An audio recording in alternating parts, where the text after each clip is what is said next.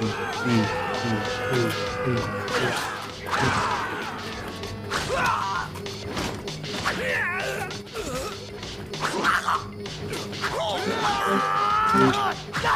it! Stay right there! What are you waiting for? Kill him! Kill them both! No, wait a minute. Is it money you're after? I'll give you as much as you want. May the saints forgive you, because I won't.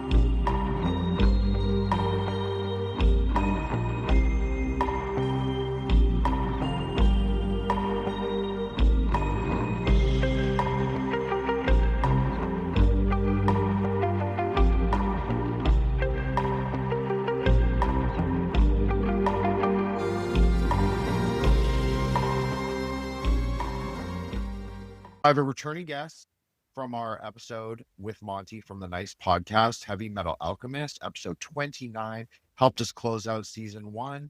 Today, we are discussing another animated film, and I hope that we get a little more into the esoterica. I have podcast guest extraordinaire, Organized Me, Eric, Bazillionaire Plus. Introduce yourself and talk about plug your most recent episodes, Eric, and tell us a little bit what we're talking about. Yeah, the last podcast I did with Monte Carlo, and that was an episode of Nice where we discussed Marry the Children. And I also did, thank you. And I also did an episode of Heavy Board with Andrew Winstead, and we discussed, it was a Christmas episode. So we talked about It's a Wonderful Life and The Shop Around the Corner. So two Jimmy Stewart classics. I'm here today to talk with Jin about the Ralph Bakshi film from 1981 called American Pop, which is a film that I only saw and knew about when it was re-released in 2001. I had no idea it existed. And when I saw it, I was pretty blown away that something like that was done in 1981. Well, I'm really glad that you came back, and I want to shout out Monty and thank you for coming back as well. And I knew today would not be stressful because I felt like we had a great vibe, and I knew you wanted to do more esoterica, which is what my canon of what I sort of do most of the time. So I felt like this would be really interesting. And then also you came to me specifically with this film and asked me if I wanted to do it. And I thought I had never seen it, but actually realized that I had seen it in the early 90s on Laserdisc. Oh, wow. My dad loves animated film, and my dad also loves musicals. It's very Southeast Asian, if you really want to get it. And so I definitely watched this. And I only realized that after I rewatched the conversation. Okay, yeah, no, hey, that's, I mean, it sort of does make sense because it is sort of like very much immigrant tale, the West and, achieving an American dream. Yeah. I mean, that does make sense. I agree. And that's also some of the things I know that's not necessarily cool on our side of Twitter, like the American or the immigrant, it's not the American experience, immigrant experience. But there is something interesting because this one is very about foundational America, but not foundational America as in what people tend to it to be, but sort of like this later Ellis Island, people, right? So I think that there's something really interesting in like how the music scene developed, how this whole culture around live performance, I think that's really emphasized in the film. And this is really a story about the American rock star. Yeah. The first part, it starts off in Russia in the 1890s during the Cossack War. So that in Kabbalah, Brown is usually associated with Malkuth, which is the kingdom, which is the 10th sphere, but it's also associated with us. Mhm. So then black is closely associated with Bina, which is sort of like a representation of history, of time. So it's sort of a fixed in time. And then if you watch the sequence, a great fire rolls over. This is often discussed in Kabbalah, like the destruction by fire or water. I thought that was really interesting and really strong to start out the film. Yeah, especially since, I mean, it is, it's Cossacks, so we're dealing with Jewish history. I mean, that's just one of the really powerful first images that we get is the rabbi who was saying the prayer in the temple, or, in their place of worship. There's a fire raging and everyone's evacuating the building except him because he can't finish this prayer. And it just shows you, like, at least back then, right, the family that was fleeing Russia and immigrating to the United States had like a very strong sense of their religion and really valued it and really took pride in it. And if you contrast that to the end, which we will later, it's, everything's very different. Mm-hmm. No, you're 100% correct. And that's really great that you brought up the rabbi ancestor, or the rabbi father. Well, it's the father, as far as we know, in the very beginning, because that is the perfect representation of Bina as well. It's like this, it's someone who interprets the direct word of God. Like it's the black ink on the white page, someone like a sort of reader of history or reader of the word. So there's something like very affixed in time. So I thought that was interesting because it is, I would say, it's a chronopoetic movie. A chronology is A to Z, but it's kind of fluid. There's like, it's not so fixed in the eras because they change. It sort of morphs and the colors are fluid. They depict the era they're in, but then they kind of morph along, just like how we think of American sort of like fashion and music and film history. Those kind of colors move along with it. So I think there's something really interesting. It's all those memories are still there, but they're represented in different ways later on. Mm-hmm. And I think it's also interesting, like when they used the archival footage in the earliest parts where they started introducing the cuts to the archival footage, it was sepia tone or sepia tone. And so this is actually contrasting what happened later in the 60s. I won't get into that, but I think there's something interesting where there's like a deliberate choice of color, a deliberate choice of texture. The next part I wrote was orange. The girl is performing in this kind of like body hall and she is bringing it down. She's very orange. Her dress is orange. Her clothing, I mean, her whole presentation is orange. Her hair, her lipstick is orange. So this is very dynamic. This is like the first time you're experiencing this event of like going into a live venue and seeing music in this way, because if they were Hasidic in Russia, they would not have heard this kind of music ever before. This would have been like a totally new experience. Yeah. So he's able to like see it, recognize it for what it is, and in fact he dances in part of the opening sequence, or like when they're first there. Yeah, I can't remember. I know it's like when he gets a little bit older, his voice is changing. So he became a dancer until his voice changed. But what really like stuck out to me was that he just like really gets right into the performance aspect of it right away. The guy shows him how to hand out the chorus slips, and how to sell them to the people. And, he does that same shtick, just like mimicking them. So like the first introduction to this like immigrant child who came over for Zalmi, I think is the kid's name. Yeah. Like that first introduction to him is just really like, I don't know. He was supposed to be at his Jewish school, but he was hanging around this chorus hall and they pull him in for work and he just goes right into it because he sees that there's something of value, this work ethic, like people trying to make money, and that's what he wants. And he's not able to say that, like he doesn't mention that, but you could tell just by his actions, that's his mentality.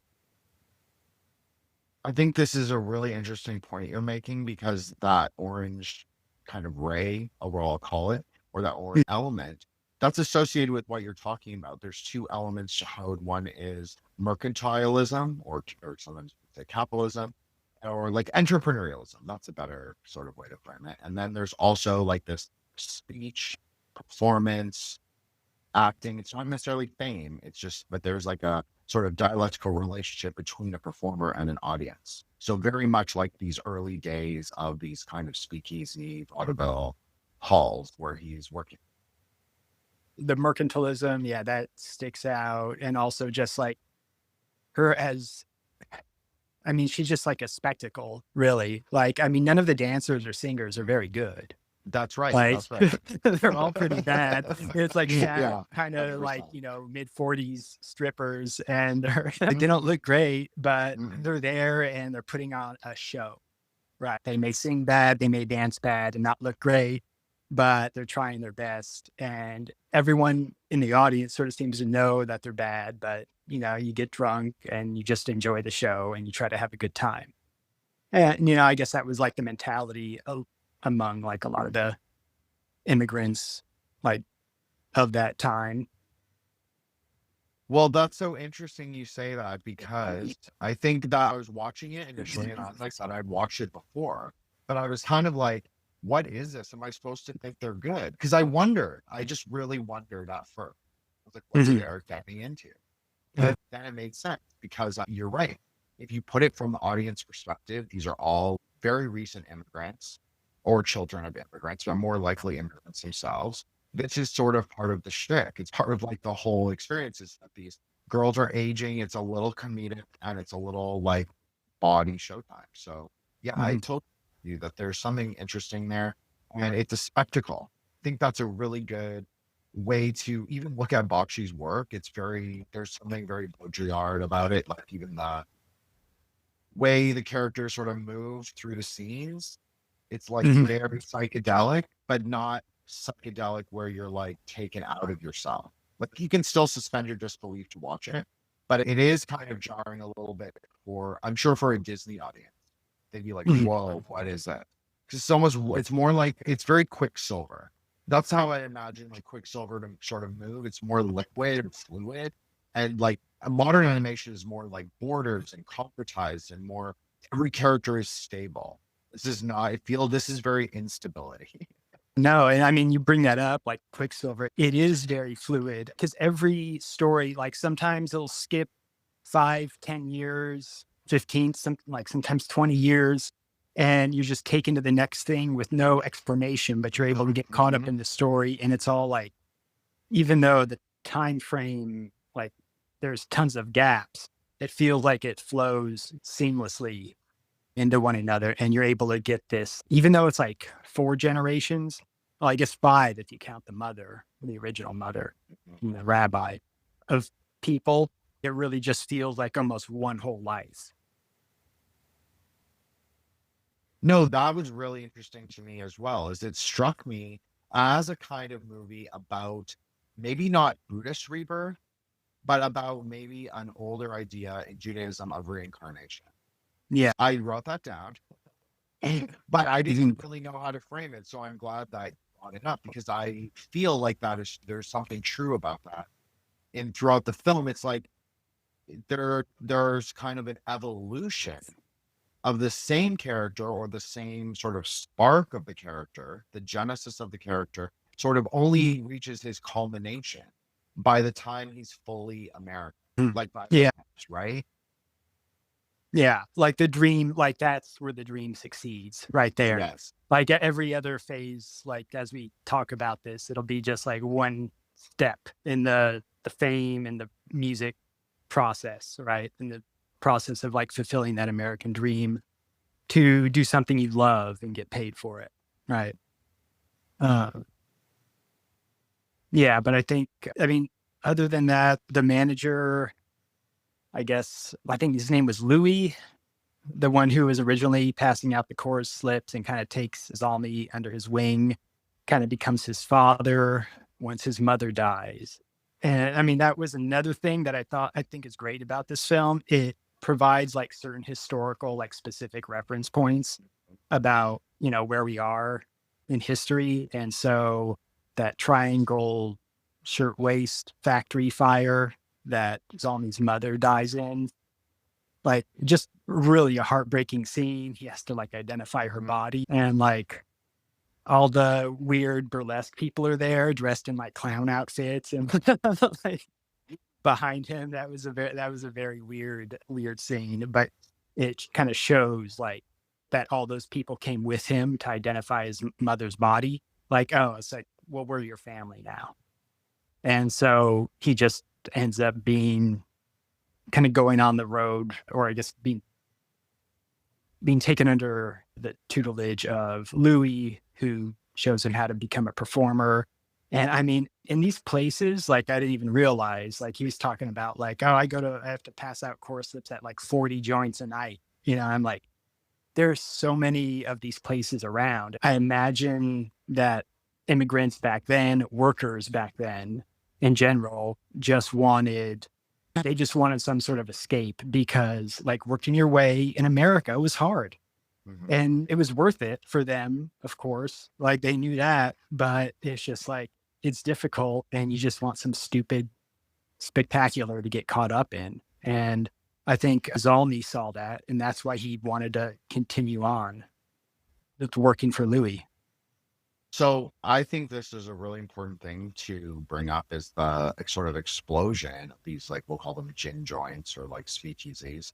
And I think it speaks a lot to what you're saying. There's like this working class in America, probably recent immigrants, a lot of them, who do, like, they crave a kind of cultural, I don't know if you want to call it value, but they crave entertainment at least. But it's very similar to now in many ways. Like, even when I was watching, I was thinking, okay, well, this is somewhat like how people treat Netflix. This is somewhat like how people treat, you know, like modern media culture. But it's different because it's always experienced in public. It's experienced with multiple, like, you're in a large group, a large audience, and it's live. So that already changes the dynamics. And it is also interesting that it did seem a little desperate, a little cheesy, a little sad. So I think that kind of mimics their like life when they come here. It's like, what is the dream? The dream is to make it in America. But then there's something like a little sad about the dream in manifestation. Oh, yeah. I mean, that's sort of the thing with reality TV, stuff like 90 Day Fiance or Real Housewives. Like, it's just, they have like, you know, okay, well, Real Housewives, they have the dream, right? But it's just sloppy, it's messy, and we look at it as a spectacle, and everyone watching it just watches it for the spectacle. So it is very similar to the immigrants back in 1910, but at the same time, it also has that similarity of being like, oh, this is kind of sad. Like, these people have messy lives, even though they've made it to the stage, right? They've made it to being on television or having a lot of money, right? That's another interesting point. So thank you for bringing that up, Eric. You bring up something that I was thinking about, but I didn't quite know how to articulate. But it's this idea of people who make it are sometimes the messiest, sometimes like the sad cases amongst us all. And then those are the ones you kind of get thrust. Like, I think it's even paralleled several times in the film, where someone who has a good deal of talent is a train wreck in their own way. Yeah, later on, a couple of those generations, yeah, they kind of definitely screwed themselves over, including Zalmi. That's right. Yeah. But yeah, his connections with the gangsters and this at least allusion to the early Jewish mafia is something that's really interesting in a way, because it's not, people often don't consider it, but it was significant, especially during the bootlegging era, the early days of Zalmi. It's interesting. It's not just, it wasn't just Italians. It wasn't just like the Southerners. It's like, there's a lot of different people involved. There's a lot of people involved, Kennedys. And so, yeah. Yeah. I want to say Bugsy Siegel was part Jewish. Something. Siegel. And yeah, also, I know Meyer Lansky had just like one of the biggest operations ever. Like, I mean, yeah, those guys were Jewish. They just don't, I mean, their names are, people know them, but they just don't talk as much about as the Italian mafia. Right. That's interesting. But But enjoy that privilege. So I guess that's, yeah. yeah, no, but I think it's relevant because it is kind of like how entertainment became entertainment, kind of taking us through the journey of an early Russian Jewish emigre.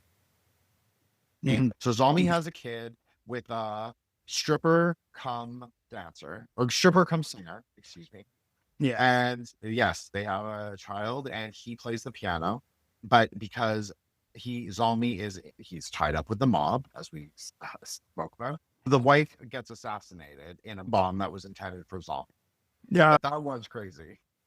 Yeah. I expected that whole thing. I'm like, oh, I hope I don't remember because when I watched it this time, like if they showed her being like blown up, but no, you just sort of see like his reaction and you hear the bomb going off. It's like a package and she's like cradling it in her arms, like close to her. And you're just like, oh man.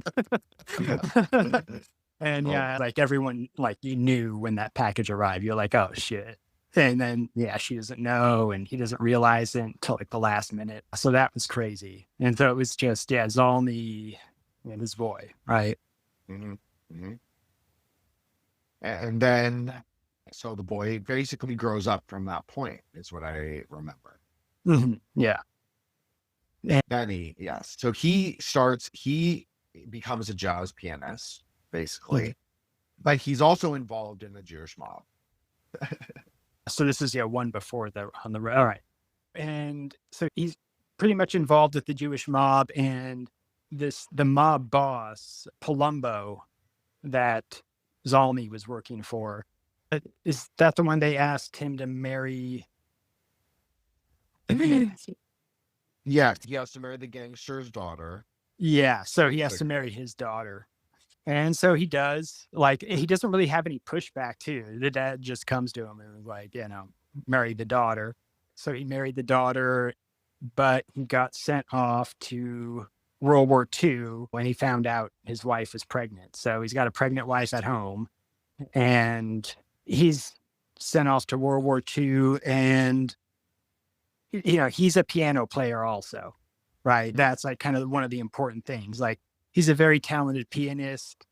They imply he's autistic, actually. Like, Oh, they really? they don't say he is, and he's not. But there's a moment where one of the gangsters is like, he doesn't speak. He just plays piano. Don't you think something is wrong with him? I just thought that was interesting because that was clearly much more modern than it would have been historical. Yeah. No, that is a good point.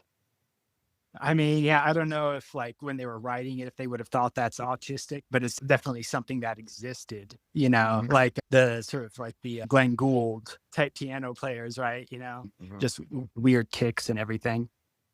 But yeah, so he goes off to World War II and there's just one beautiful scene, beautiful, tragic, horrific, all at the same time, where he's fighting in battle and he goes to this kind of burned down, bombed out place in this house. And there's nothing really there except, I guess, the piano was left standing. And he starts playing a song. It's some American song, like Broadway tune. And a German soldier comes out from behind and has a gun. Then he turns around, sees him, and switches the song to some German tune. I forget what it was called. The German soldier just starts swooning, just like is in a dreamlike, almost catatonic state. And then when he's done playing the song, kind of wakes up and just shoots him. It's just really a beautiful scene. It's horrific too, but no, it's really a great scene. No, I agree. It was a great scene. And what I thought was interesting was that this was such a short generational sequence, we'll call it, in terms of like, there wasn't that much to him. This was his sequence, was in this bar with Nazi, with this German guy, and then he dies. And then the last thing you see, it's like, I believe it's either a Joker or a Queen. I couldn't remember. But it's one of the two. You see some cards falling from the top of the piano. Yeah, I mean, if it's a Joker, it puts a whole new spin on things. Yeah, absolutely. Well, even the queen would make sense simply because the red-haired woman does play a substantial role in his descendant. Hmm. That's Yeah, why. yeah. And so Benny shot, and then I think we're just brought right to, like, very fluidly, just the next time it's Zalmi has pretty much custody of Tony, right? I believe. Mhm. Yeah. But he's staying with the Palombos, Mhm. right? They're his grandparents on the wife's side. And so they're watching Zalmi on TV testifying against the mob. And Palumbo is pissed.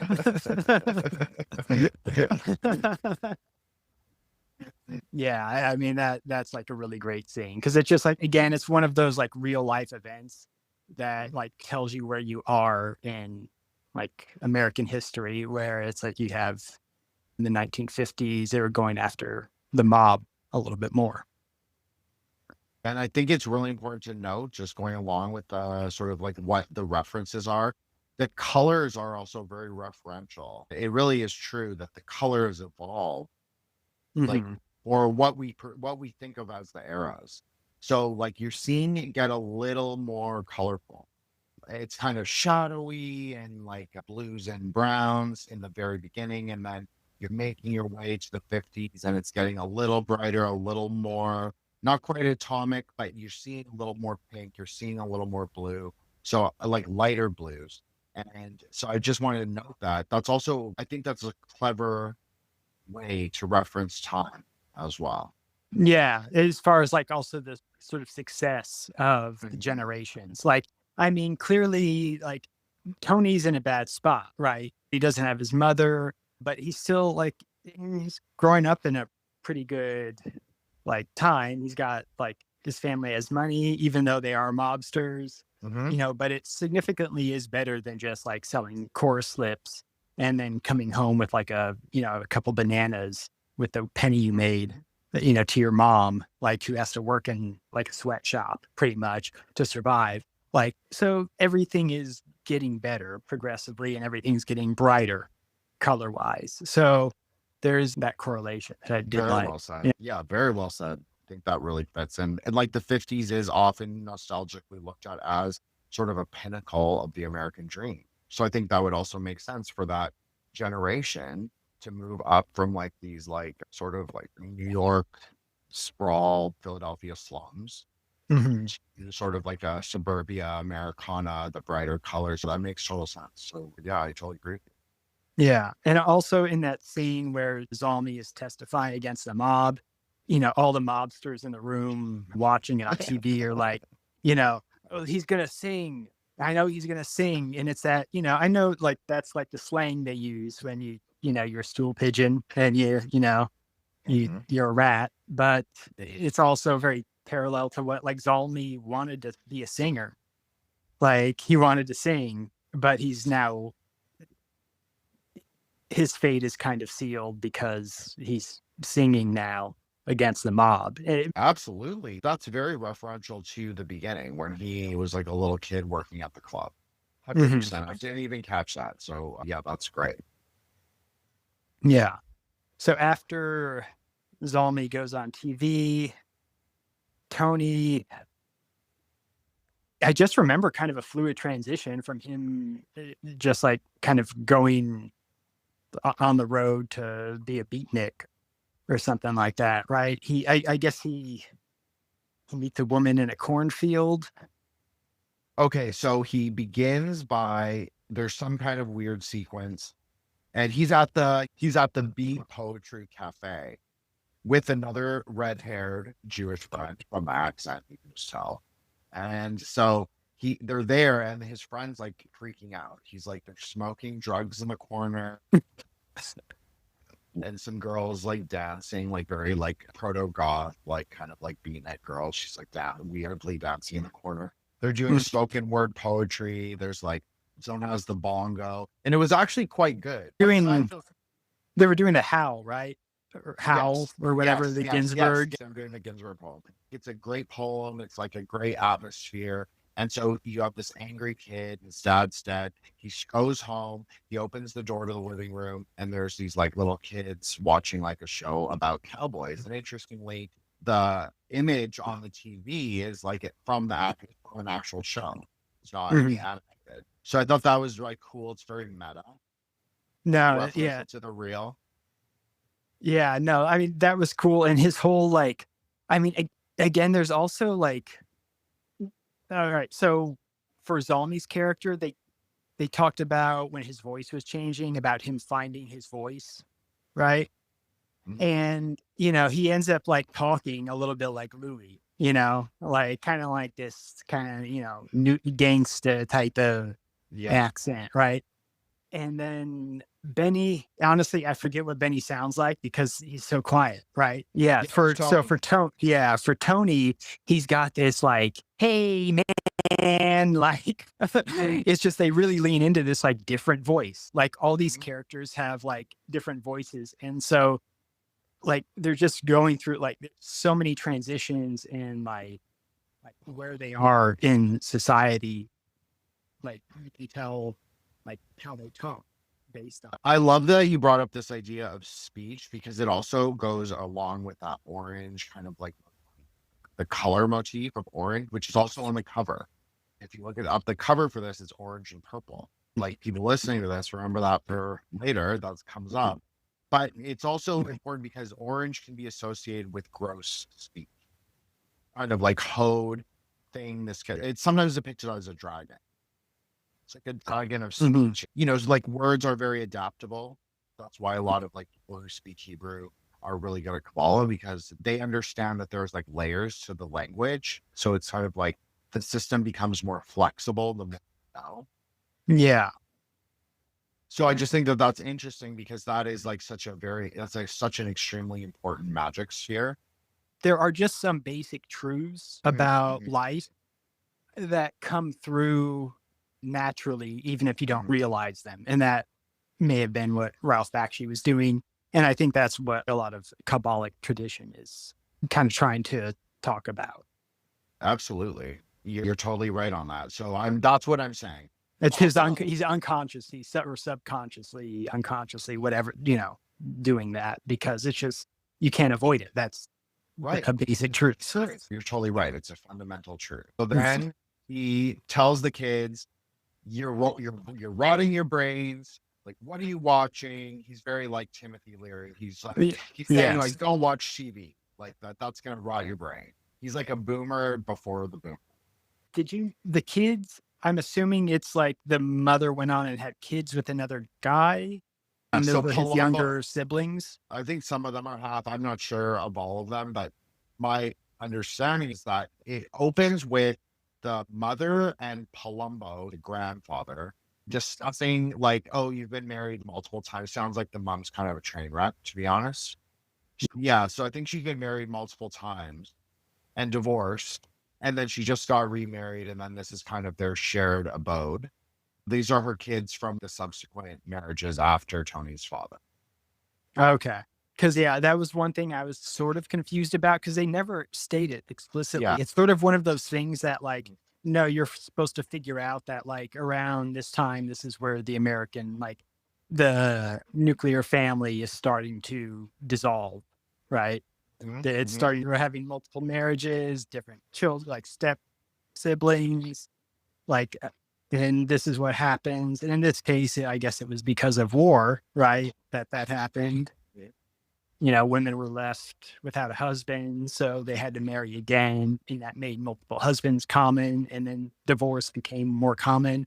I think there is that sort of like, you're supposed to have this basic understanding of like, or at least you're supposed to notice these things through the film just based on the images and your understanding of American culture and how it's evolved over the years.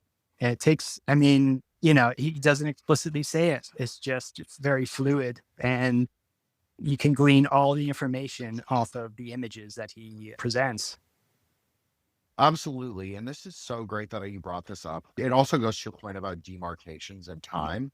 So for at least the first war is the primary mode, I would say, of what is going on. Like the orientation of time is sort of marked by war. It begins in fire, and you see fire again as demarcation points up until the last. So I think that's interesting. Oh, wow. I had not noticed that. Like, yeah, the Cossacks, the Triangle Shirtwaist Factory Fire, World War I, World War II, all of these things, like, yeah, they involve fire and war, destruction. That's definitely like a turning point. But also, again, it's that kind of idea of rebirth. Yes. It's sort of like that, the limited Jewish idea of reincarnation. Well, let's get into that for a quick minute, if you'll entertain me on this. Is that Yeah. I do think it's really important because there is a difference in systems of Kabbalah, and there's difference in like the presentation and the worldview of different writers writing at the same time. So there's an idea where chesed or mercy or the ocean, that's more primary. And then there's also this idea that Gevura or the fire is more primary. And that is also associated with negative quality, although the Sephira in and of themselves never have negative quality, but there are negative implications to what they can do, how people understand them. So Gevura also can be associated with war, but it also is exactly like what you said. It's kind of a transformation. It's neither good nor bad in its totality, but it can be a drastic, dramatic change. So this is also where like the soul, it's like there's a point where the soul kind of travels through the fire to be reformed in its form before it goes back to the ocean, which is where you receive consciousness. So there's something interesting about this. Very profound, very like deep Jewish metaphysics, regardless if he's doing it intentionally or it's just, as you said, primordial truths in the world, and we're just sort of understanding it through a system. I think it is like for what Bakshi's doing, it's a primordial truth just coming out in the film. But you can definitely see that in this film, especially the images like the ocean, water images, just the fluidity of the film itself, the fluidity of time, the symbolism of them having to cross over an ocean in order to get to America. All that becomes important. Yeah. And even about the Quicksilver, if I didn't know this, it is associated with Mercury. It's the metal of Mercury. Mercury is the planet associated with HOD. So then you have that orange kind of motif that is again sort of reinforced also through song, through words. Everybody's a wordsmith in this family. Everybody's very like the Jewish stereotype of like the screenwriter. Like that's what this film is.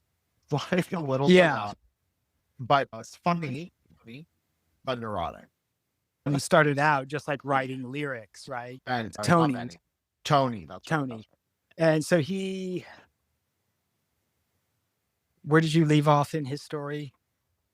Oh no, I'm sorry about that. Okay, so Tony, he sees the brats or whatever. He thinks the brats. He thinks the brats. He storms off, says something about his dead father. He goes into his room, unfolds a porno mag, takes like what looks like a few $100s. I don't know how much it was. And then he steals the stepdad's car, I guess the new stepdad's car. He fills it with hitchhikers or randoms.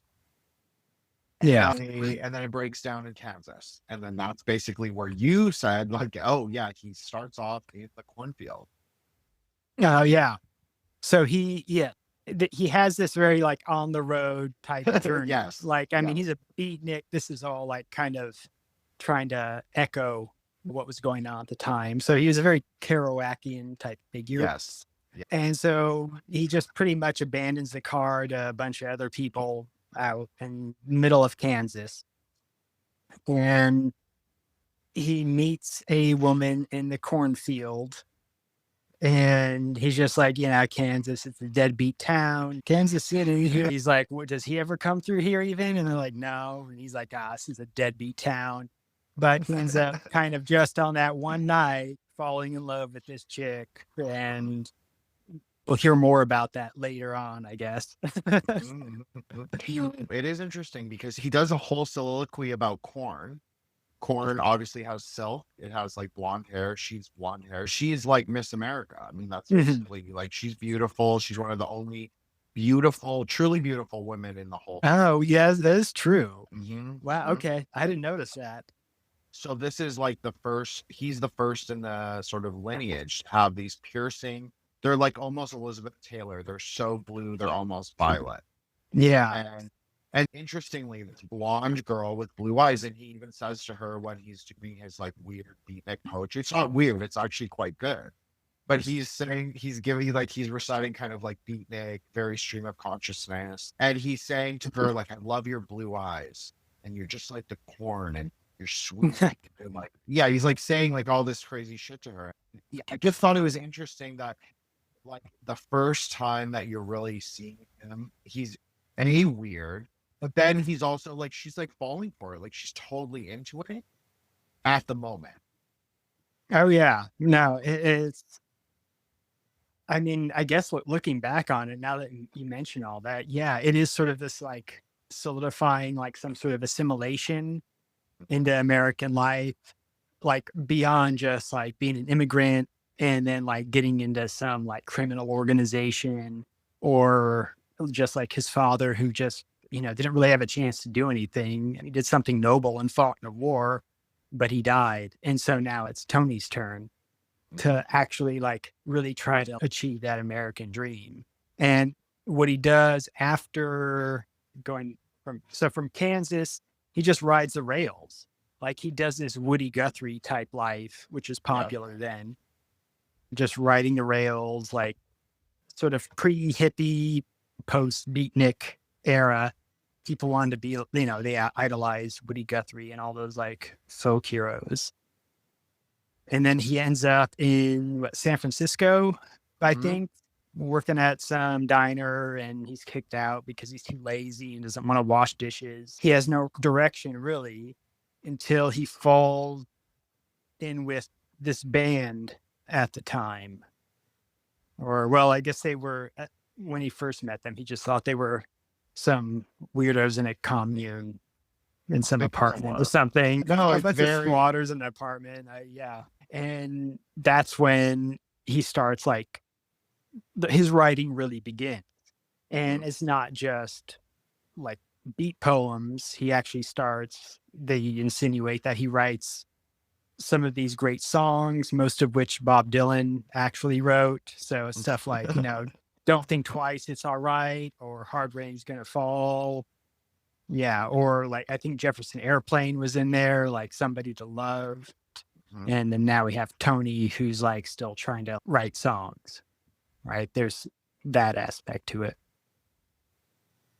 After we enter into this post-beatnik era, the music becomes progressively better. Because I'm not a big fan of that. I know noir is really cool. I like noir, but the music and stuff, that's not my thing, personally. I like when we're moving into this more Vietnam, early 60s era, that's better. I can have them. Yeah, no, and it's like, I mean, with this era, Bob Dylan was really like kind of the king of songwriting. So it makes sense that they have him make it seem like he's writing those songs. And I like that. It's our world, but it's also like this alternate world where Bob Dylan didn't write those songs. It was this guy, right? Like Jefferson Airplane didn't write that song. It was this guy. And I tried to look at it from the perspective of, oh, is this some weird cover band or whatever at the time? Like, no, it wasn't. Like, this was presented as he was writing for a band, and these were their original songs, and they were getting huge off of it, right? And he was also falling in love with the lead singer, who is a female, who also wore, if I recall, was it some sort of like red or orange dress? When he first met her. Yeah. Okay. And she was wearing green. She did have very orange red hair. She does have that. And that was associated, like I did write this down, like when he's going the 60s, the sort of motif, there's a drastic change in the color. It goes from these harder, more pulp comic colors of the 50s, and then it goes into more of these rich colors, more pastel of the 60s. So that's very much a feature of Moonchild, Flower Child, Star Child, Violet Ray, all that stuff. That is all very Yesodic consciousness. So you see like a kind of dimming of the colors, but they're pastel. So they're bright in their own way. So I did note that as well. So good job on that, really.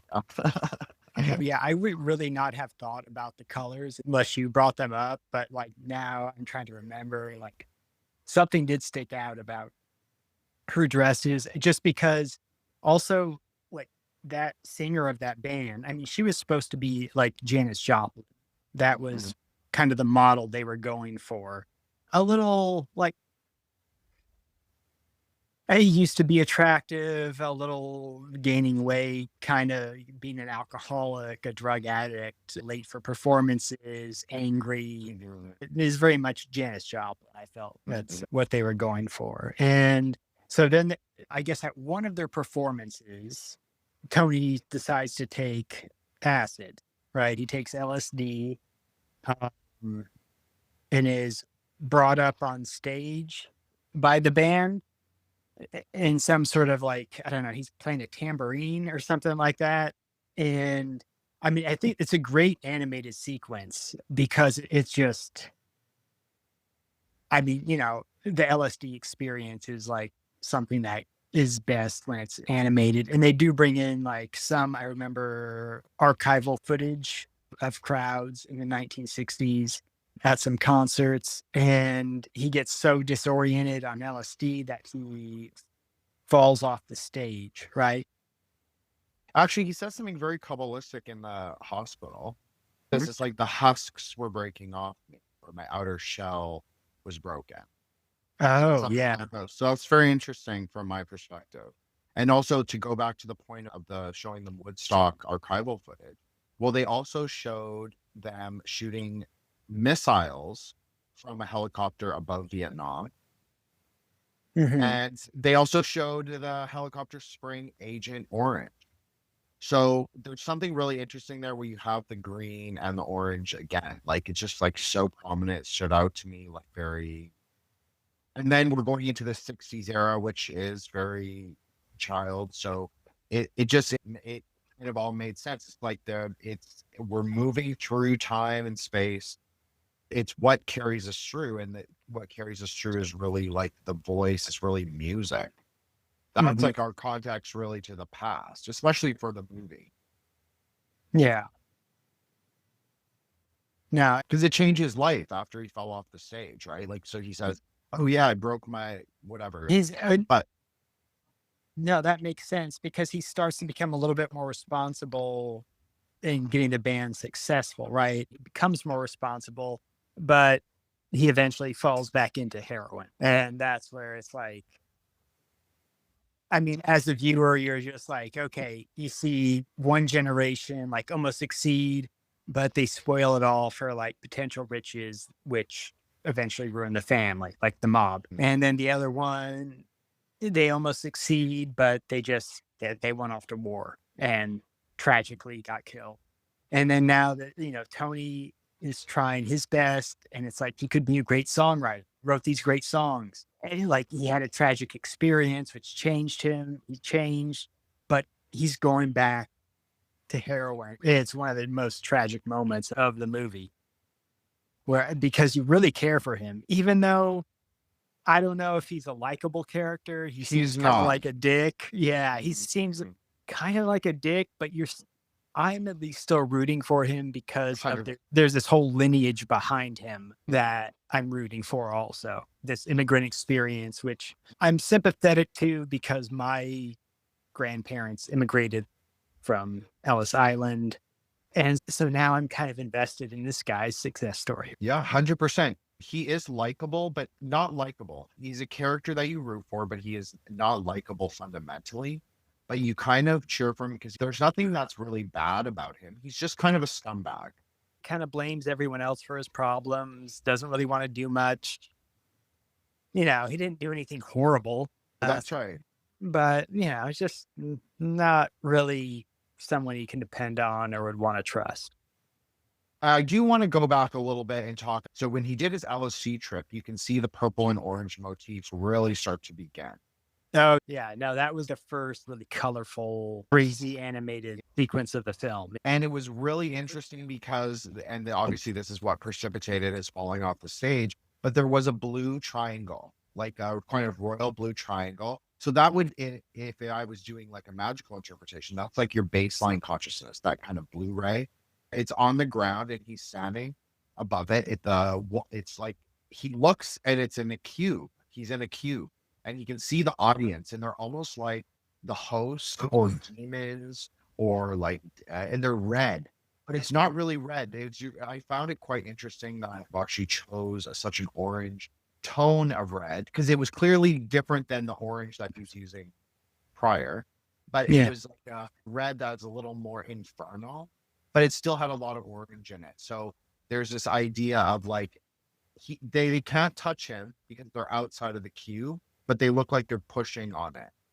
So if you're thinking Kabbalistically, if you're at HOD, you can't see the host, but there's no interaction. Yeah. It's like, it's not there yet, but you can just see them. So that's kind of what I thought the LSD sort of was. It was like his initiation into this world of color and form.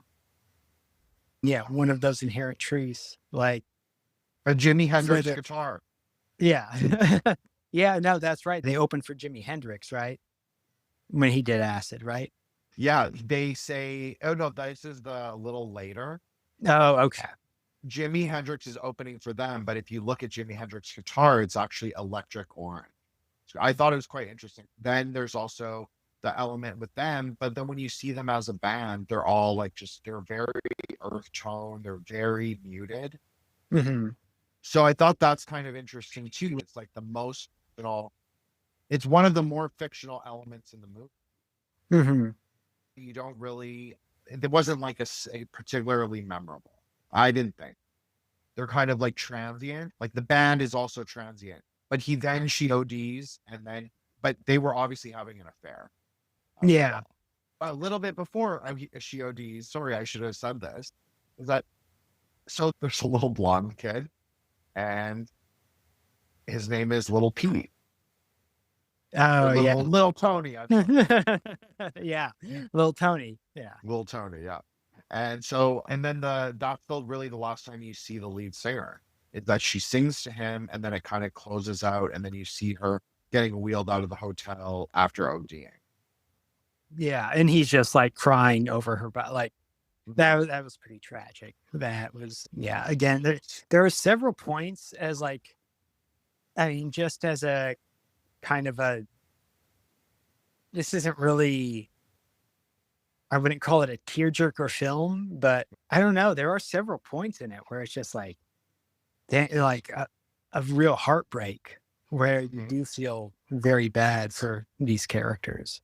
And yeah, that was one of them where it was just, she died of an overdose. Like, again, this is like the Janis Joplin thing. She seemed like Janis Joplin more and more until the end, like the way she dressed. I think maybe even during the acid scene, was there like Summertime by Janis Joplin was playing? And yeah, no, I know at some point they did use a Joplin song. So I do think that was kind of based on her. Absolutely. I was thinking even like there's a little bit like Mama Cass, but then there's also like a little bit of, although she's a little Stevie Nicks. And yeah, I thought there's something kind of like weird 60s, kind of like also the sound of like the singers' voices, like the voice that we preference now, or even the voice that Little Tony became, like his songs were quite different than like what she sounded like and what the presentation of that kind of like 60s sound was. I would say it evolved, continuing evolution. And I think that she was the muse. Like that's how I would understand it in a magical way, not like a Scarlet Woman, but she does definitely embody some of those qualities of desirousness, of she's the one who really wants fame. she really wants the adoration of the crowd. She gives a little monologue to the band and it's like, you guys aren't seizing the moment. Yeah. Yeah, so I think that in a smaller, maybe a softer way, she has that quality. And then, but in some like a woman like that, usually how they're depicted is more sensual and sexual. But I think that her desire got sublimated by drugs and alcohol rather than sex. I think like all of that is like very accurate. That's that's very insightful.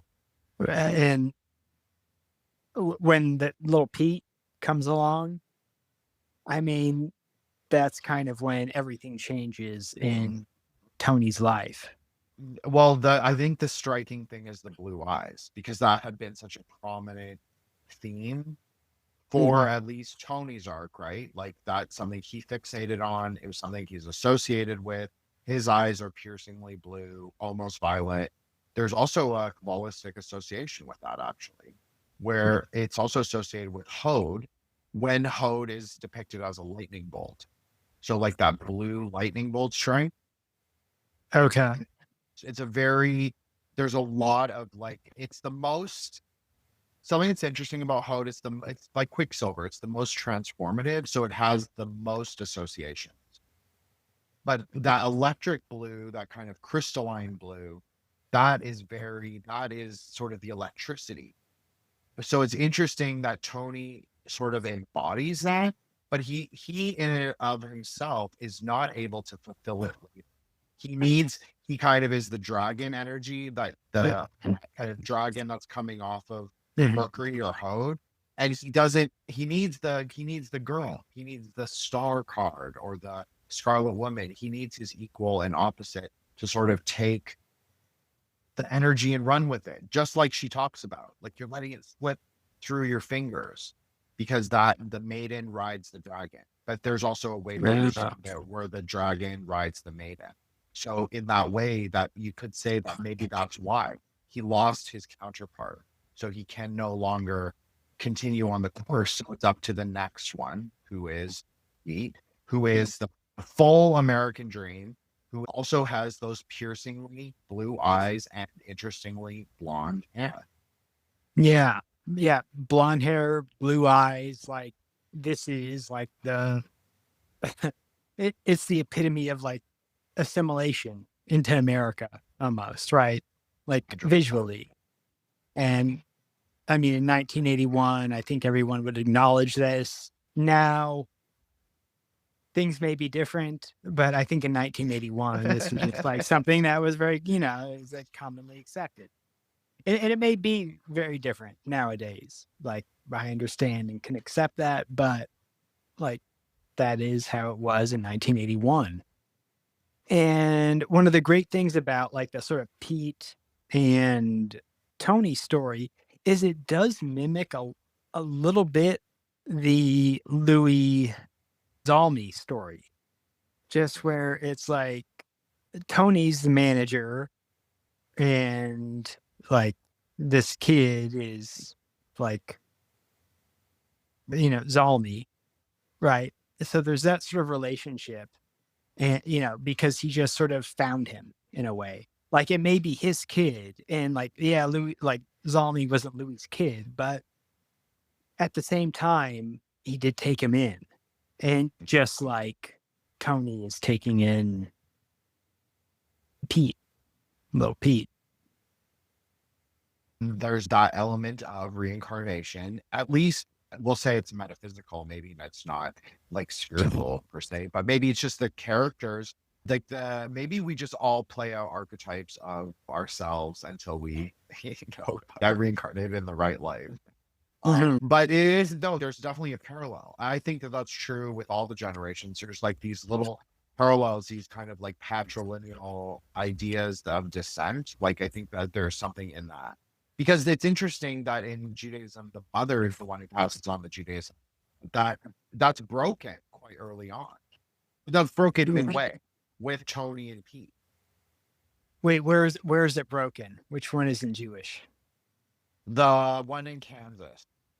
Oh, yes. Yeah. So there is this some sort of like acknowledgement that to achieve the American dream or to be assimilated to American culture, like you have to find your own way. You can't necessarily just continue on with the culture or religion that you had when your ancestors got here in 1890. 1890 is very different than 1965. I don't know if she was Jewish, but the mom of Zalmi, the singer, she had red hair, interestingly. Oh, wait, his wife? Yes, Oh, yeah. No, no, she probably was not. I imagine that's she what was I thought. probably like one of the Irish or British immigrants, something like that. So there's something interesting about that. Like even what you were talking about, like it's like small movements that are like it wasn't planned. It was like he had a crush on this dancing cabaret girl. I didn't think she was anything, but whatever. Every man's allowed his taste. He falls in love with her, and that's always what happened. And then with Tony and the girl in the cornfield, it was just a one night stand. He had his cornfield moment. Yeah. I mean, it also sort of seemed like at that moment he was choosing between, am I going to just continue on this path that the past few generations have been on? Or am I going to like plant my seed in an all American girl, The really change dragon. my life, Mhm. like, or really Yeah. change the life for my ancestors? And that's Yeah. kind of what this is all about. Like, people immigrated to America, not really just to change their own life, but they wanted a better future for their kids and their grandkids. They were thinking years ahead. I mean, Zalmi, even though he may have never said any of this, but his work ethic, like what he was willing to do, like he was just, I'll do whatever, pass out chorus slips to 40 people. I'll write songs, I'll sing, even though my voice is weird. I'll do whatever you want. Like, just get me into America so I can have a better future for my aunt, people that come after me. And it's just, that's what it was about. That was their attitude.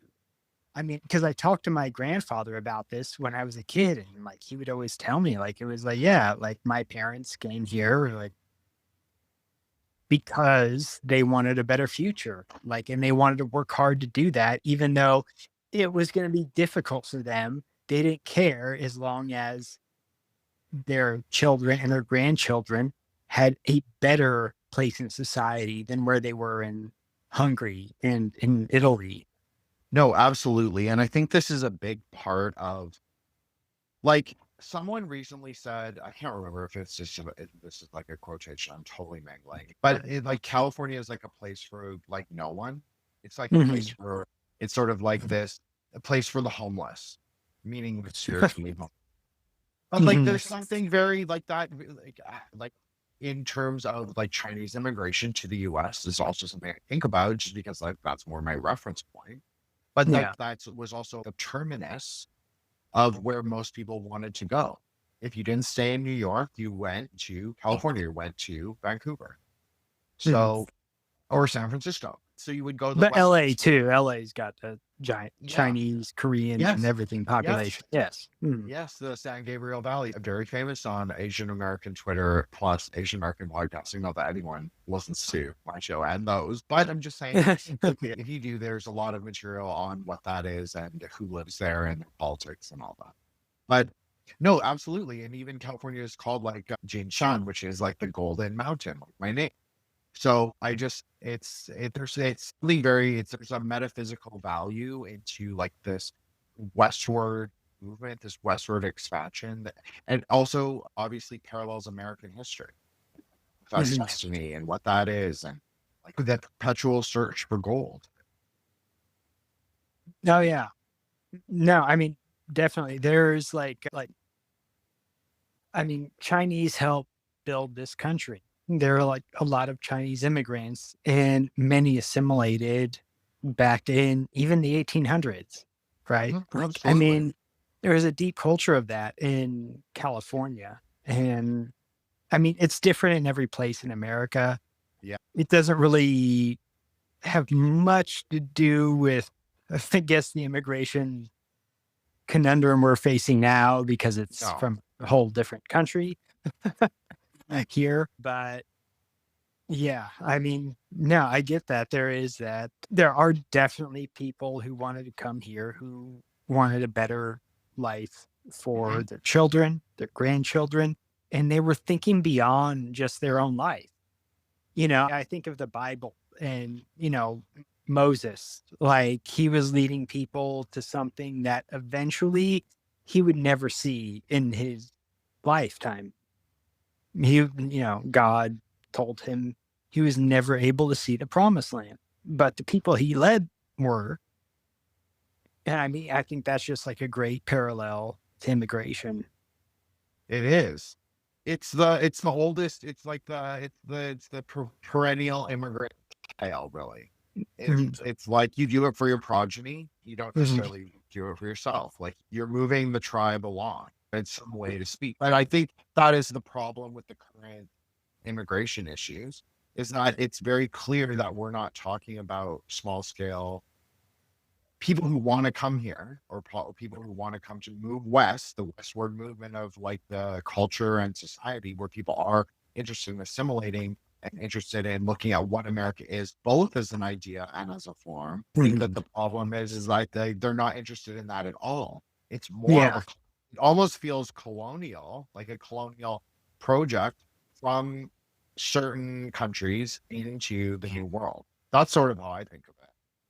Oh, yeah. Mexico isn't a third world country. Totally. I, eh, they can improve their government. They can do something about this. Yeah, I know they have cartels. I know that controls their government. They can do something about this. They have to do something about this. This is something that can be fixed.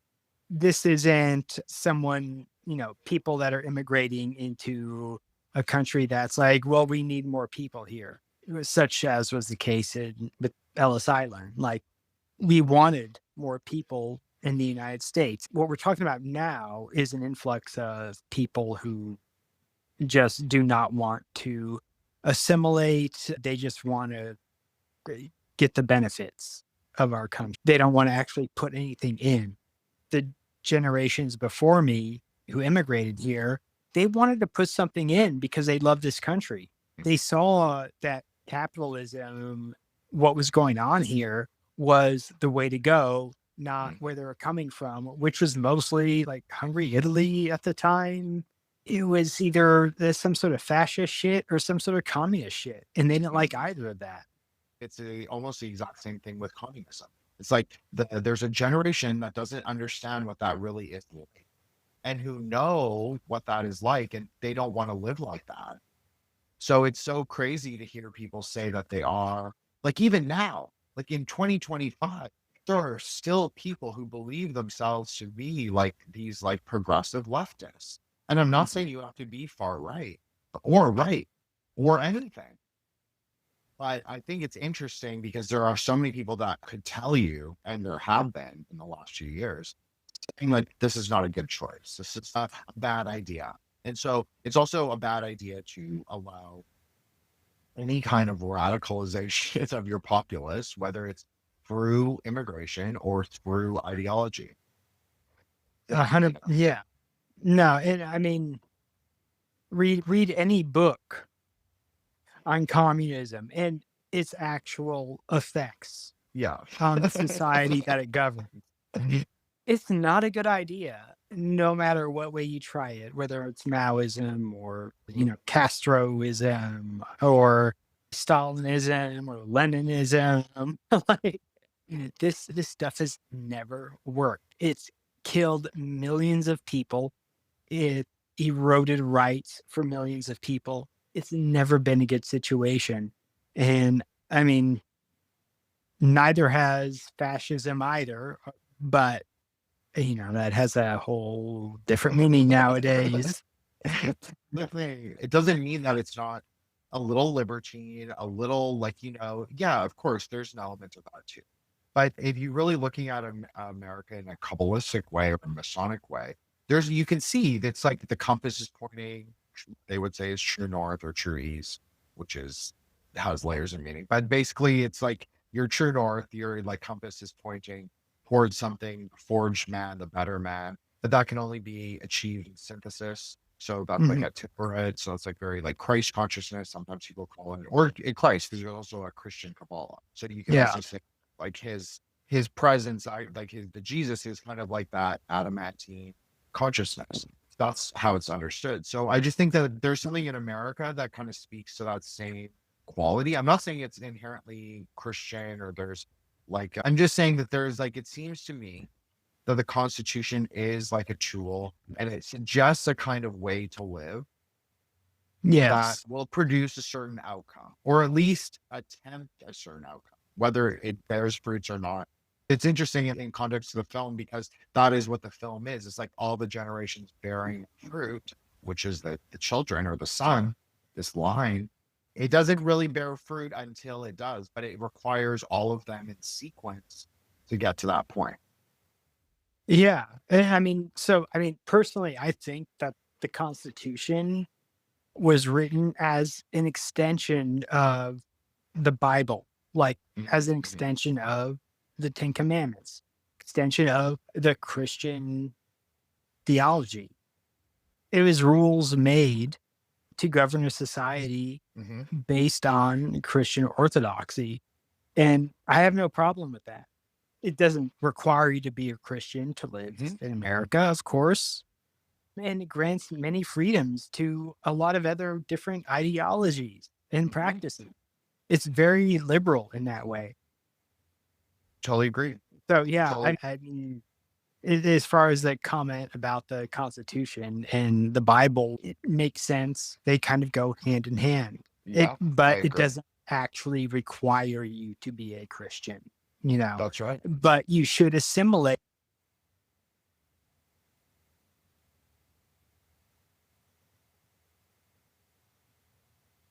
Eric, you cut out there for a second, buddy.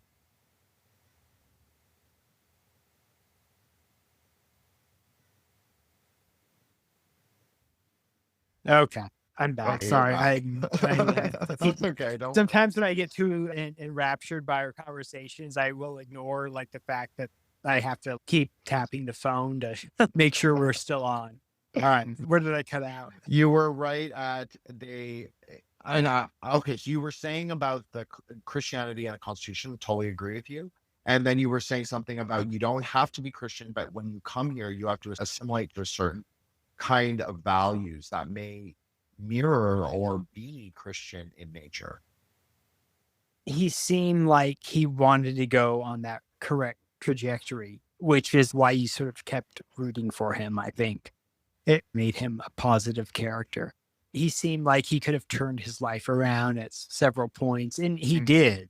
And he backtracked a little bit and turned around again, right? Like it was an up and down with him. But I think for the most part, like he's kind of that Jesus character, which fits with that time, that hippie time, that beatnik time, that love and acceptance mentality. And also something about building a future, right? Building a future for your children and grandchildren. And I mean, that was also like that whole mentality was like the point of communes and communism at that time.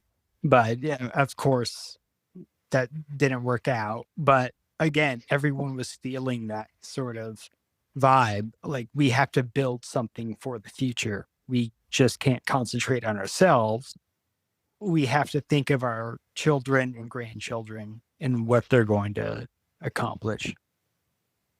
That's so interesting because when Pete accompanies Tony back to New York, actually, I did note that the colors actually changed a little bit back to reference the beginning, the kind of black. You see them even sitting on the park bench. There's like a black fence in the background. The bench is brown. The skyscrapers are dark blue gray. So, and the river is right behind them, the Hudson River. So I think that there is something, it's kind of like, this is the world we built. Like, this is like Gen X, or like maybe, I guess it's boomers by this point, maybe Gen X. And so it's like the origin, like the beginnings of like this became shiny 1980s Woodbury is just beginning to take form.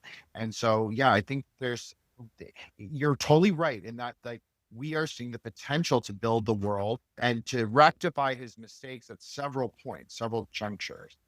Yeah. And you're right, he never fulfills it. But he is a dragon. I would say he's like a very draconic character in that way, where he's kind of going along through time. He has the choice, he has the will to be able to make a choice, but he chooses not to. That's within the range of possibility. He's a very flawed character, but maybe that's part of also what makes him likable. Yeah. No, I 100% agree. So we're like Yes. right at when they sort of like it opens again. They're back in the colors, interestingly, are muted. They're kind of back in the, I guess, wherever the Chelsea Hotel is, like lower west side or whatever. Yeah. But they're in the Chelsea Hotel. The colors are kind of muted. It feels like a little bit like a New York slum, a little bit. It's sort of mimicking the slum at the beginning. Okay. And Pete is with Tony, right?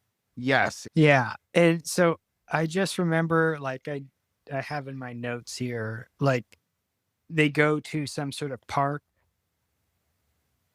him and Pete, and oh, well, okay. All right. Before that, actually, they're in the one room apartment, and Tony's still a heroin addict. So there's this crazy montage of Tony and Pete just going around scoring heroin. And the soundtrack is Hell is for Children by Pat Benatar, which It was which a is very just interesting choice. I mean, it's just like, yeah, this song is written and it's completely about children being abused or molested, or like it's a pretty wild choice. It's a controversial song. It always has been. And just putting it here is great. So they're like, him and Pete are trying to score heroin. And then, so then you see them on this like park bench. And Tony's like, hey, I'll just like, I'm just gonna like leave for a little bit. I'll see you back here or meet you back here the next day or whatever. But he doesn't show up. And that's like kind of one of the sad scenes, because it's like this kid that, man, his dad like wrote songs for all these great bands. Like, you think he would have the most like Nepo baby lifestyle, right? But it doesn't work out. So I want to know what you thought of that. So, well, I had an interesting color note is that you can see the orange sort of fade away and it becomes a dark purple motif. So this is really interesting. We talked about like the Yesodic consciousness from the 1960s, this moonchild sort of idea. Well, the dark purple is sort of the concretization of Yesodic consciousness into material form. There is kind of, the orange and purple actually makes a lot of sense, because Mercury and Yesod, or Mercury and the moon, always are in a dialectical relationship where they're always interacting. So if you consider yourself to stand on the foundation, you're looking at Mercury and the energy, you could say it's like electricity, like that electric blue dragon, it's coursing towards you. And it's also like, you could say maybe inclined with that orange. So you always see an orange and purple describing Yesod, and the orange isn't actually there, it's actually at Mercury. So it's talking about that inherent relationship between the two. Wow. Which is really interesting, just in terms of like, he is the one who makes it. He is like, yeah, it's very like it cuts out like very 1979. He's walking around, they're like kind of busted hobos. His dad's like totally down and out, goes to pawn the guitar. It's very interesting also from a holistic perspective, simply because the guitar is like what produces like the sound waves. It's like what is able to make you be a star, kind of like a Yeah. star of fame. So then you see him carry on as a drug dealer. Fast forward a little bit. Yeah. Oh, yeah. He's like that, very exactly what you said, Pat Benatar. He's like, I guess he's like cruising down the street, like Yeah, Hell's Kitchen. like Pete starts talking like a pimp at some point, like again with this language, saying like he talks so different than his father. Like honestly, Pete sounds like a wigger. Like he's kind of very much like, yeah, what's going on? Cause it's just like he's very much like that. It's just, I mean, the changing of the times, it's the 1970s at this point, right? Early 70s. Yeah, so that's what it's also interesting. It's like right on the cusp of a new age. So that's also something interesting. Like even though the film was like, it's like I guess it ends in the 80s or 1980, I guess speculative 1981. It opens us to a new era. Yeah, so I think that's also a really interesting note. It's like it's kind of playing with the idea of time, like the chronopoiesis of the film. Like the time it's narrating is also speculative in a way, because it is implying like a future.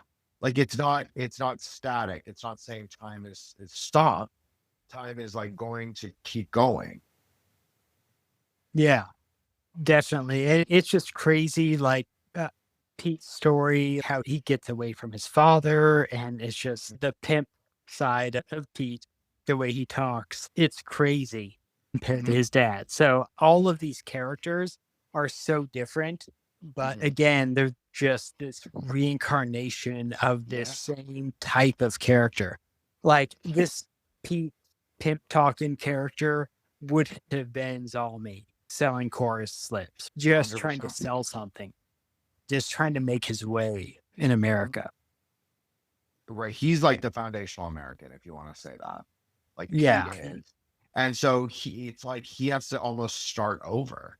He has to rectify all three versions of himself that came before. That's also really. And he wears a purple jacket. He wears like dark sunglasses, purple frames, dark reflective. And so they're black and reflective in the frame. And then, so that's really interesting. It's like, as I said, it's a concretization of time into Yesod. So like, he knows he's a star, is basically what I'm saying. He knows in consciousness that he's a star, but maybe it hasn't materialized out externally, but he knows he's something special.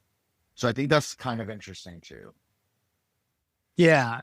And yeah, he's selling cocaine, right? He starts by selling cocaine to rock bands, right? You know who the band in the end sequence is based on? Because I don't know. In the very final scene, he sells blow, and he also is writing songs. He's selling blow to this band. And he's like, hey, just let me sing you one of these songs that I wrote. And they laugh at him and they're like, okay, yeah, go ahead and try. And so he starts. He does the classic thing where it's like a stereotypical used car salesman. But it kind of is. And then so he's like, he attempts to walk out actually 3 times with the drugs. He's like, no song, no drugs. Oh, okay. Come back. And then he starts to leave. And then they're like, come back. And it's the guys in the booth. So you never actually see their faces. And when you do see them in the next sequence, they're actually more anime style, like a little bit more exaggerated, and they're static. They don't move. That's why I thought that was quite interesting. Yeah, that makes the whole scene so much more interesting because, like, I mean, let me go on with what I was going to say about please, this, please, and then it may connect back, actually. Yeah, I think it may connect back. So he goes on to play his song, and the song is Night Moves by Bob Seger, right? Like we hear the piano in the introduction and everything, and it's just like, I don't know. The rock band, like this band seems sort of like rock. What he's selling them is this kind of, I don't know, it's Bob Seger Night Moves. Like you're familiar with the song, right? Yes, it's Yeah. that I also agree that the music at the end was a very interesting choice. Oh, yeah. We're going to get there. But like, yeah. So, but Night Moves, I love Night Moves. I love that song. But it's a little odd Mhm. that that's the song they go with. And I get it. They're recording, this is like, probably 1979, 80 when they're filming, when they're getting this together. Okay. Bob Seger's hip, right? He's, people like Bob Seger. That's a great song. Yeah, it's a great song. But just doesn't seem like enough to win over this rock band. It's pretty this is sort of where, in my opinion, the movie is just trying to reach for some sort of ending and doesn't know what to do. Yeah, I agree with that. I don't know. I do love this movie, but this last 20 minutes or so is just and there's maybe some things with some colors that you can elaborate on that may kind of shed some light on that. But yeah, it was the last minutes of this movie were pretty rough. So I liked Pete, but I agree with you. The choices, some of the choices are unlikable in and of themselves. They're just maybe it's not edgy. It doesn't seem like who he is what I'm trying to say. Came across like David Bowie, some David Bowie shit there, but they didn't. He came across like David Bowie or Iggy Pop Yes. or Yes. like even they like Sex Pistols, which they use. Yes. And he could have had something, but they chose him to play a Bob Seger song. What the hell? No, I And totally like agree. from a Bob Seger, like I love Bob Seger, but it just that does not work here. I think is interesting. I also wrote down David Bowie, sort of slot me straight Mhm. but it was more than just like it was kind of like his swag, but then also like David Bowie has many famous photo shoots at cover with that orange and purple, like very aesthetic consciousness. And as people pointed out on the show, we discussed this. He definitely was a high-ranking member of the Aston Martin. And so he would have known it would have been like a very interesting choice, like this orange and purple together, because it relates to what I'm saying. It like this kind of perception of words and speech. That's very David Bowie in a way, because all his things are all of his songs are metaphysical, all of his songs are about magic, all of his songs are Kabbalah. No, it's all encoded. So Yeah. that's really what that purple orange interaction is about. It's about like the layers. So I thought that he should have listened to you is what I'm saying. It would have made more sense in some ways. It should have been a David Bowie song, like All Yeah. You Pretty Things or something would have gone great there. Like some sort of like early Bowie, like That's something great. Ziggy Stardust would have been great. Like I don't know, Yeah. something, which I guess sort of brings us to the finale in a way, right? So I guess the finale is that the Bob Seger song then takes him into several color referential songs actually, which I thought was kind of interesting. So I think it starts after the Seger song, goes into Blue Suede Shoes. This is my this is my huge problem. So they go into two songs.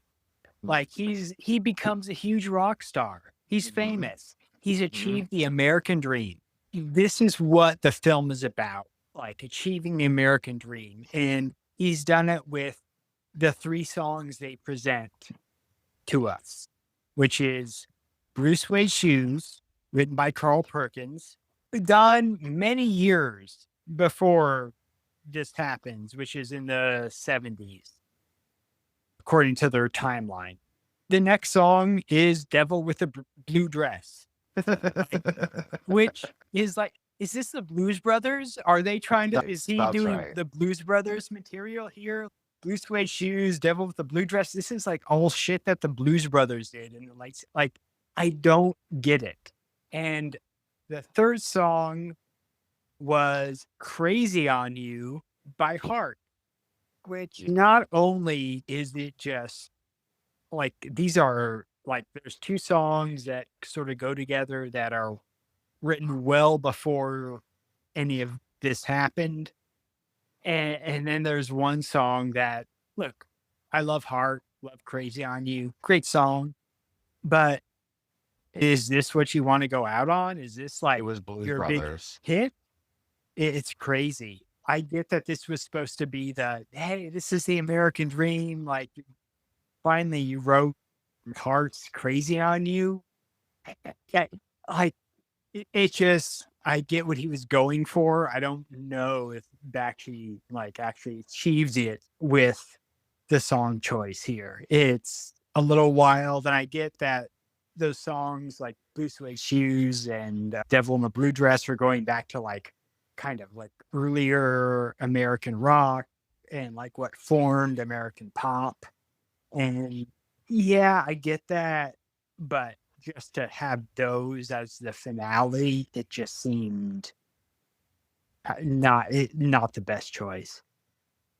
I mean, I agree with you 100%. I wrote down like, I don't know. It was a very odd choice. And I think it was meant to represent the apotheosis of this, say, character that's been reincarnated several times. It's like that he needs to kind of in a way. And so it's supposed to be his apotheosis, and it kind of is a letdown, especially for a modern audience. Like I said, I watched this in the early mid 90s probably.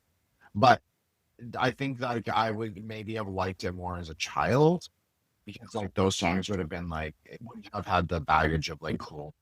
But I think now it's like he could have done it in 1979. So say they're in pushing for this film in 1979, cusp of 1980, or they could have changed it post production. Yeah.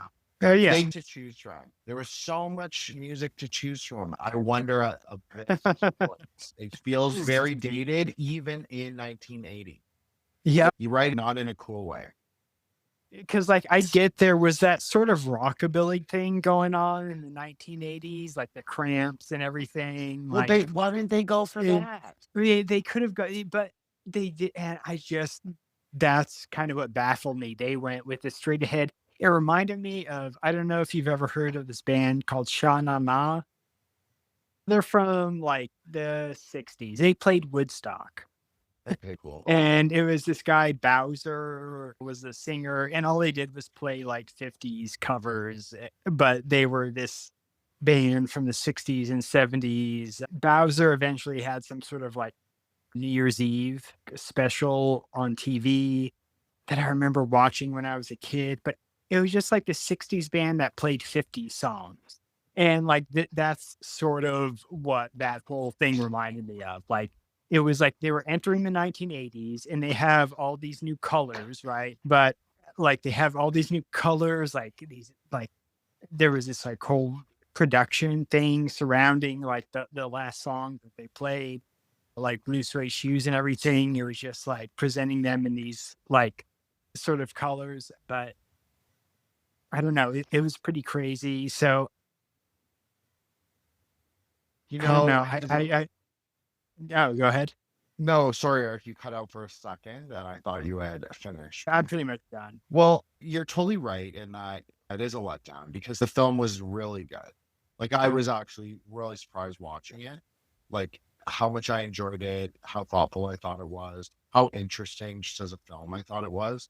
And I did not love the soundtrack necessarily. Like I said, my favorite part was in that like sort of 60s to 70s arc. I like all the songs. I'm not saying that the songs are bad in and of themselves. I don't think that, but I think the choice that does let it down, since it is sort of like a musical animation. Mhm. So color wise was really interesting though during the final performance, because you see this it goes very, it's like kind of Daft Punk, but like a little psychedelic. And so it's Mhm. like turquoise, very important Kabbalistic color, pink, very important Kabbalistic color, and green, more of an emerald green. So, which is another very important Kabbalistic color, and with the backdrop of purple. So I wrote down like LSD experience in the sense that it is a rectification. That's kind of how I saw it, as a rectification of his father's LSD experience. So he's kind of seeing the colors in their inverse.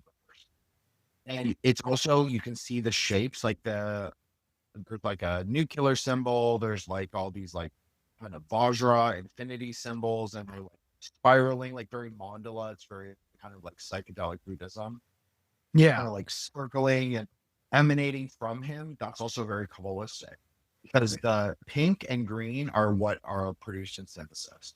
So between the red, the blue, and the natural white. So between those things, like you had a pink and a green emerge, you also get the purple. As we said, he's wearing purple. His whole narrative arc is very rooted in purple. But the higher consciousness, the higher vibration is pink and green and turquoise. So I think that was like when he's playing, that's his apotheosis. Like that's when he's at his true apex. It's where he's taking on the love of the crowd. He's absorbing it, but then he's also kind of transmuting it, alchemizing it, and he's giving out in the sound of music. I'm not trying to reference the musical. I get Yeah. And that is also in reference to the orange and purple. That's exactly that dialectical relationship. It's like the transmutation of vibes, sound, and light into something that has meaning, maybe music. And there's something like that's a little higher than Yesodic consciousness. Like I said a little bit before, like purples and that kind of like 60s pastel purple is very Yesodic consciousness. But there's something Tiferet, also Christian. That's very interesting because Tiferet consciousness is the preferred consciousness for Christian Kabbalists. So I also thought that was interesting. It's something you said, like your religion cannot be as it was when you come to America in 1890. Yeah. It's going to have to be sort of like updated, reformulated, retooled for now. Yeah. That's what you notice, is that you can't hold on to that same sort of religion where you're willing to burn in the fire just because you want to finish a prayer, because that is what your religion would require you to do. In America, we allow so many different sort of freedoms, for better or for worse, right? And that's what you have to assimilate to. I think at the very end, that color scheme really matches that level of assimilation. So it begins like very dark colors, browns, blacks, grays. That's the whole world. Yeah. And eventually, the more you assimilate, the more you succeed, the colors get brighter. And it's just a comment on like, yeah, it may take like 4 generations to do that. And that's the thing about America. And that's the thing where it's like, you look at Zalmi's mother and you're like, yeah, they were fleeing from something, but also they never stopped working hard, even though she died in a factory fire. She, like, that work ethic of hers was taught to her son, and her son never stopped working, even though he got involved with the mob. Bad situation, but they were still working hard for something they believed in from the very beginning. Like a lot of those mobsters, like, look, you look at what they say about America, mobsters loved America. I mean, for very different reasons, but they loved America. And he passed that on to his son, who wanted to fight for America in World War II. And then you have Tony, who just goes on that journey of his own. Like, he goes from homeless to becoming a famous writer to becoming a heroin addict. It's just kind of an up and down roller coaster story. And That's the story of a then, man. yeah. And then you get to the end of Pete, who just like finds out how to do it. Like, yeah, he was a drug dealer, and then he found his way to become the success that he was. Yeah, no matter how many the weird, horrible songs that were confusing that he had to sing. I'm really curious on those song choices. I haven't looked it up, but I kind of want to know the backstory on how they decided on that. Like, those are wild choices.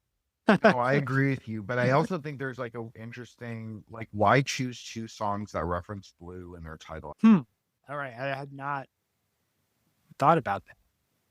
Huh. Well, let me just posit that I am friends with other artists like Robbie Marks. So obviously he comes on my show because we're doing a series. I do know other artists, not just Robbie, but Robbie is good at Kabbalah. And part of the reason is because he's an artist. There's an inherent relationship between the semiotic association and being able to grasp even from a cursory understanding the deeper levels. But even if you didn't have a base knowledge, you would still be good at it just naturally. Just like you would just be part of, like you said at the very beginning, the natural expression and organic expression because it refers to something true. So I think that the blue thing is reference to sort of like what I'm talking about. Like even when Tony was having the psychedelic experience, you saw the blue triangle at his feet. Like that's baseline consciousness, but it can also refer to something else. It's about consciousness tied to the organic sort of movement in a moment. So like dancing. So when he's on stage performing, and he's doing his hip gyrations and all of that, that's very blue, we would say. It's a very Okay. blue expression. It's an active. All right. Or an activity. So it's like a very, well, how I would describe it from a tantric perspective, I'd say it's tamasic. It's like sexual, kind of sleazy, but it's like performative. I think it's really interesting for the blue suede shoes, double with the blue dress.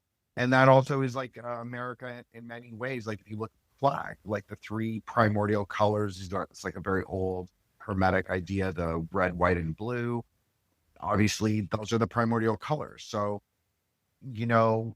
it's also referring to that. It's at least referring back to the flag or to this like kind of like synthesis that happens between red and blue. So, yeah, I think I think for me, that's why they chose that. Again, wouldn't have chose those songs. There's many color songs they could have chosen if they wanted. Yeah. I mean, I don't know. Once you go from like the Sex Pistols to like your final songs are like Devil in the Blue Dress, it just kind of Its way. Yeah, I see what you mean by the blue being doubled on that. And I don't know.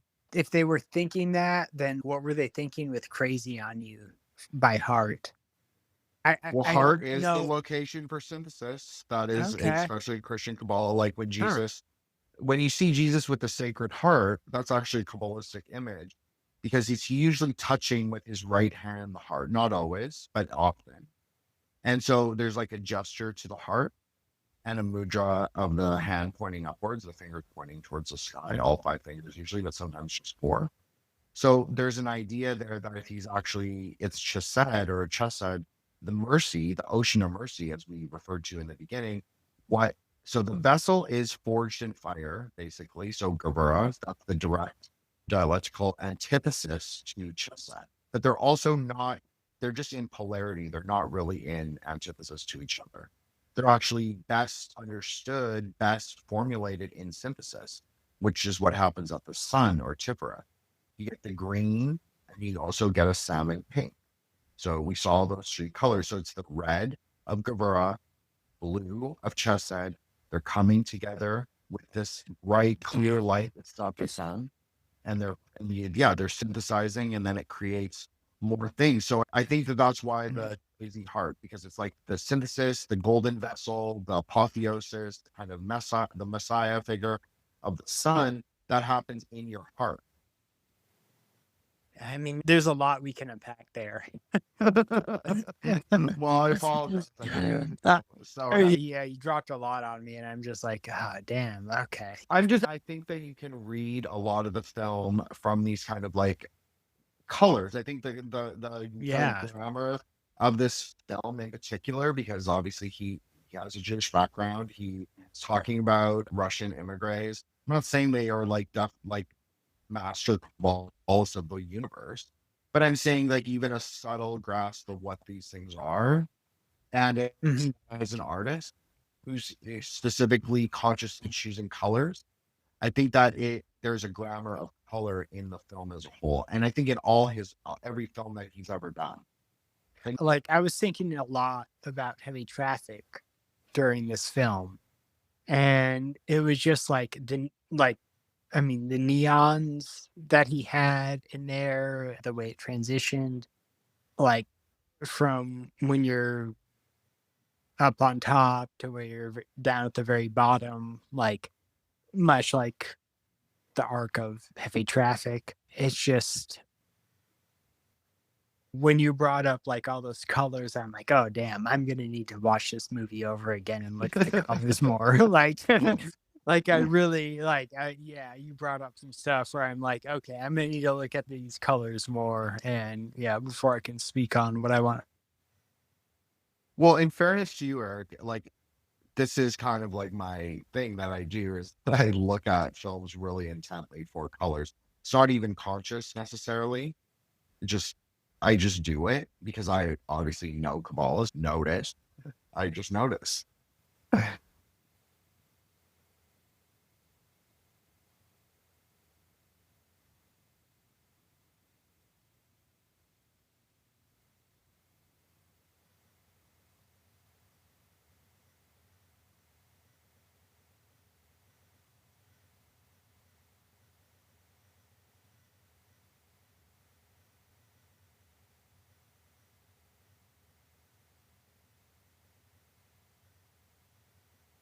I definitely will go back and look at this film in terms of the colors that happen in there and what they're associated with. Yeah, that's something I never really looked at. I'm a conspiracy theory guy. I look at things like that or like even numerology, but didn't really look at that until you mentioned it. So, man, that's really insightful. Well, thank you for saying that, and I'm sorry that I kind of dropped the, well, like this is the thing is that I just think that it's a useful tool, it's a useful hermeneutic to understand reality, but like you're saying, it's only one layer. Color is just one layer, but such a prominent thing, especially you and I have now done 2 episodes on American animation in particular. So I think that it's worth looking at the films in a metaphysical layer. Now, is there a parapolitical layer? Sure, you could say that. I don't know if this is the Ralph Bakshi best example of him in parapolitics land. I think Wizards 1977, which I'd love to do with you. I'm 100% willing to do that. Awesome. Well, I mean, that's what I consider like when you've come on in like this episode now. I consider it like it's like an extension of what Monty and I started of like this anime and occult review. It's kind of like American animation in occult review because it's interesting because you bring a really insightful and I would say articulate way to express American film. And I obviously bring my like crazy metaphysics. Yeah. So, right, I think it's a really interesting pairing, and I think that actually I get a lot out of it. So I thank you. Like you open my mind to like a lot of other stuff that I can explore. So, I mean, yeah, I'm always grateful every time we talk. Awesome. Well, why don't you plug your Twitter, Eric, and I will obviously include it in the show notes and like another episode of like not just on my show, Married with Children, which I really loved, and I know that was a little delayed, but honestly, you did a great job. It like turned out, I think everybody was very excited for it. And you've been a great support to me. So I just want to say thank you. And of course, you're always welcome back on the show, whether we do an animated film or something else. But I do like that we're both delving back into this like sort of forgotten history in many ways of American animated filmmaking. Oh, yeah. No, I love it. And thank you for your support too. You've always been great. And yeah, Monty's episode where we did Married with Children, that's one of my favorites. I love it. So yeah, I'm Organized Meat. It's at Bazillion Plus. That's about it. I don't know. I'm on a lot of podcasts. Listen to Rare Candy. Listen to Perfume Nationalist. Hell, like a lot of great podcasts out there. Been great being on this episode. I'd love to do more, especially on some more esoteric stuff. Cool. That'd be great. I love that you tolerate it. So that's like you've crossed the threshold right there. So you've already met the barrier to entry because you're willing to tolerate that I go on the tangent. I love it. Okay, good. So I guess we'll be back with Wizards. Against it. Good. So it'll be out in about a month. And thank you so much, Eric. Really appreciate it. Sorry we had a little technical difficulties. No, not your fault. And I'll fix it all in post-production. So no big deal. And you have a great night, and I'll be in touch. And we'll consider yourself booked for at least the next month or the next 2 months. We'll make sure that we get that episode done. Okay, great. Awesome. Right. Have a great night. Thank you. All right.